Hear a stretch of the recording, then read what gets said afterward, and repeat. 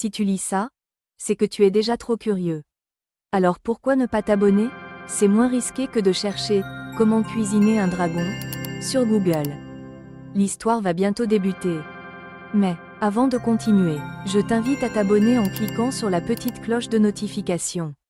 Et en mettant un petit pouce. Fuki et l'épée Kagegami. Il était une fois, dans un royaume lointain, un jeune garçon nommé Fuki.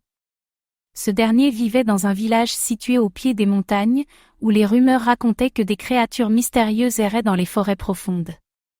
Depuis son plus jeune âge, Fuki était fasciné par les légendes de ces créatures et rêvait d'aventures. Mais dans son cœur, il savait que son destin ne se limiterait pas à la vie tranquille du village. Un matin d'automne, alors qu'il se promenait dans la forêt pour ramasser des herbes médicinales, Fuki aperçut quelque chose d'étrange. Une lueur bleue scintillait entre les arbres. Intrigué, il s'approche, ses pas silencieux sur le tapis de feuilles mortes. Là, au pied d'un vieux chêne, il découvre une épée. La lame était gravée de symboles anciens et émettait une douce lueur. Fuki la saisit, sentant une étrange chaleur envahir son corps dès que sa main toucha le métal froid. Lorsque l'épée entre en contact avec sa peau, une voix mystérieuse résonna dans son esprit. « Fuki, toi qui as trouvé l'arme sacrée, tu as été choisi. Ce saber a le pouvoir de libérer ou de détruire. À toi de le manier avec sagesse. » Fuki recula, surprise, mais sans peur. Il savait que ce moment marquerait un tournant dans sa vie.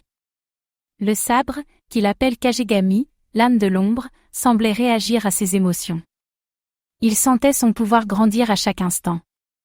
Mais Fuki n'avait pas le temps de réfléchir.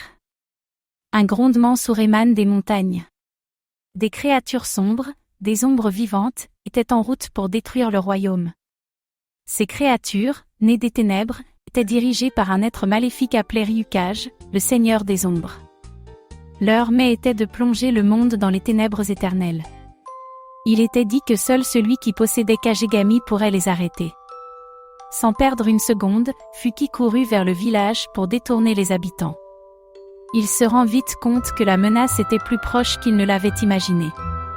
En traversant la plaine, il aperçut au loin des formes mouvantes qui se rapprochent rapidement. Les créatures étaient là. Lorsque les premières ombres émergèrent des forêts, Fuki leva son sabre. À son contact, Kagegami brillait d'une lumière éclatante, projetant des vagues d'énergie pure qui repoussèrent les ennemis. Les créatures, bien qu'elles fussent puissantes, se désintègrent à chaque frappe de l'épée.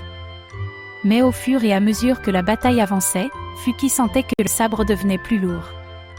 Il comprit alors que pour triompher, il devait éviter de se laisser envahir par la colère et la peur.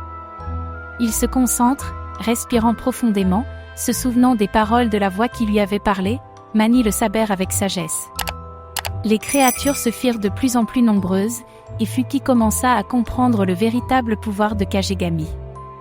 L'épée pouvait non seulement trancher, mais aussi contrôler les ombres.